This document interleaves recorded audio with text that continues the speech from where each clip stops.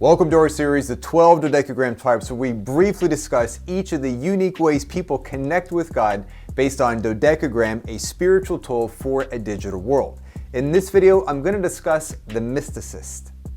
I can sense I'm no longer alone. Someone is watching me. Mysticists are contemplative, introspective, spiritual, and sometimes a little out there. I was Joan of Arc in my former life. We might compare a mysticist to a bucket pulling water out of a deep well and then mulling over and savoring each sip. In this way, the primary way mysticists connect with God is through contemplation. Born a couple of generations after Jesus Christ, Clement of Alexandria offers a pretty good description of a mysticist. The greatest of all lessons is to know oneself, and to know oneself is to know God. Based on the framework of Dodekagram, which divides our spirituality into 6 body parts, the mysticist draws directly from the spirit. This isn't at all surprising given that the term mysticist is related to the biblical word mystery, referring to something hidden, secret, or unknown. And this pursuit of the mysterious has led some to criticize mysticists for basing too much of their theology on one's individual emotions, personal experiences, and private thoughts. I experienced it, so I know it's true. Relying less on external sources like the Bible or confessions of faith, mysticists are more oriented toward the internal. They believe God created humans for fellowship, and in this way, the seed of God is found within us. But that seed is buried deep, and it takes time, practice, and contemplation to discover, listen to, and nurture it.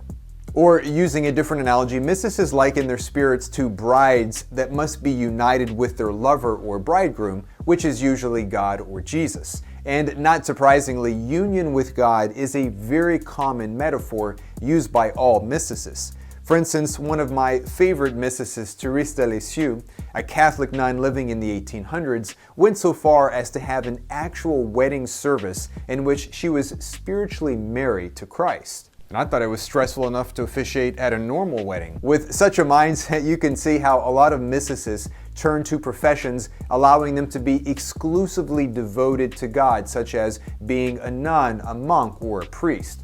Because they tend to find the things of this world, jobs, people, life, to be off-putting, less important, and distracting to their overall goal of unifying with God and abiding in the mystery of God's self. Can you please stop talking? You're ruining my spiritual mojo. When it comes to world religions, they are chock full of mysticists. For instance, Hinduism has yoga, Buddhism has Zen or Tantra, Judaism has Kabbalah, and Islam has Sufism. And zoning in on Christianity, the names connected to mysticism is like a who's who's list of Christian giants. Teresa of Avila, John of the Cross, Meister Eckhart, Julian of Norwich, Madame Guyon, Thomas à Kempis, Thomas Merton, and Sundar Singh. Heck, truth is, most of the most important figures in church history had a mystical side to them. That's because some of the most famous movements in Christianity were mystical in orientation. For instance, monasticism, mysticism, hesychasm, quietism, Quakerism, and Swedenborgianism. It's like you're speaking another language. Who makes up these names? Now, regardless of their names, what unites mysticists is their goal of entering into union with God and seeking to truly know themselves. Which is why Meister Eckhart, a famous mystic living in the Middle Ages, once wrote, "Theologians may quarrel, but the mystics of the world speak the same language." And although mystics may come to slightly different conclusions, their methods are very similar, namely following these spiritual practices: meditation, prayer, spiritual direction, contemplation, yoga, breathing, journaling, lectio divina, devotional reading, and silence. Thank you. Dude, take a cue.